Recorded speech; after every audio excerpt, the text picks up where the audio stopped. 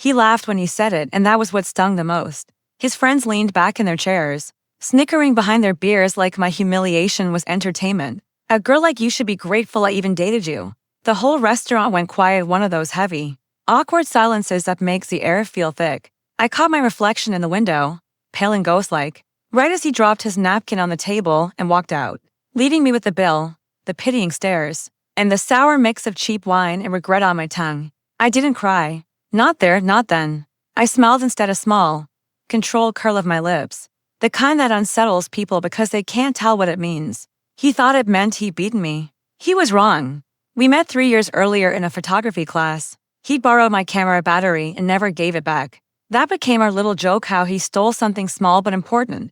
I should have seen the symbolism. Back then, he had that easy charm arrogant men carry like armor. He made me feel noticed, admired. He told me my quiet was mysterious, my eyes disarming. And I believed him. I confused attention for respect. He used to say I had potential. Later, he twisted into "you're lucky to have me." Funny how fast admiration turns into control. The first red flag came dressed as a compliment. "You're beautiful when you try," he said. "Maybe be more like Chloe.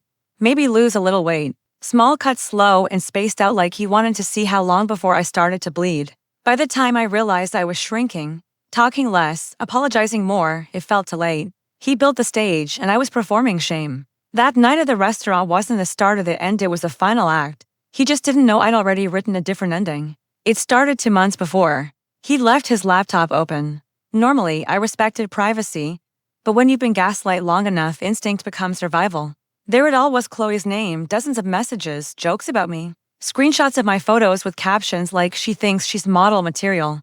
He'd been mocking me for months, to her, to his friends, to anyone who'd listen. I stared at the screen, numb. Then something inside me went still, not angry, not heartbroken, just quiet. Like the air right before a storm. I didn't confront him. I didn't cry. I didn't even log out.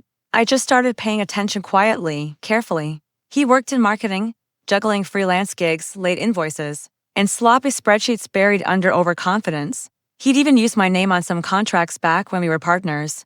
That was his first big mistake. I had access to the files, the emails, the clients. So I built a plan, not revenge, correction. I backed up everything, proof he faked quotes, reused client assets, even used copyrighted materials. I packaged the evidence anonymously and sent it exactly where it needed to go. One email to the agency he wanted so badly, one to the brand manager he bragged about, and one to the client he'd overbilled by nearly $5,000. Then I waited. So when he dumped me at that restaurant, what I felt wasn't heartbreak, it was confirmation.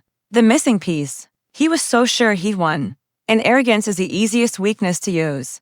The next morning, my phone buzzed nonstop.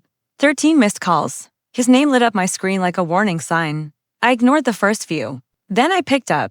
His voice was shaking. "What did you do?" I took a sip of my coffee.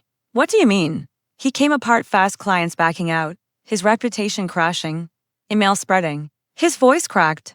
"You don't understand. This could ruin me." I almost laughed. "Ruin you? No, this was balance." Out loud, I said, "Maybe a girl like me should be grateful," and hung up. Over the next week, everything collapsed for him. His online portfolio disappeared. His friends pulled away. Chloe posted a story, an apology dressed as reflection, saying people aren't always who they pretend to be. He texted again, softer this time. "Can we talk? I miss you." "I'm sorry," I didn't reply. Silence is the sharpest blade. A month later, I saw him outside the cafe I used to love. He looked thinner, worn out. Our eyes met. He hesitated, maybe hoping I'd forgive him. I tilted my head, studying him. Finally, he said, "You really hurt me." I smiled again. That same quiet, unreadable smile. "No," I said. "You hurt yourself. I just stopped protecting you from it." He didn't say anything. He just walked away, shoulders slumped, all his swagger gone. Men like him never expect quiet girls to fight back. They mistake calm for weakness. But silence has its own power. It listens, it plans, it waits.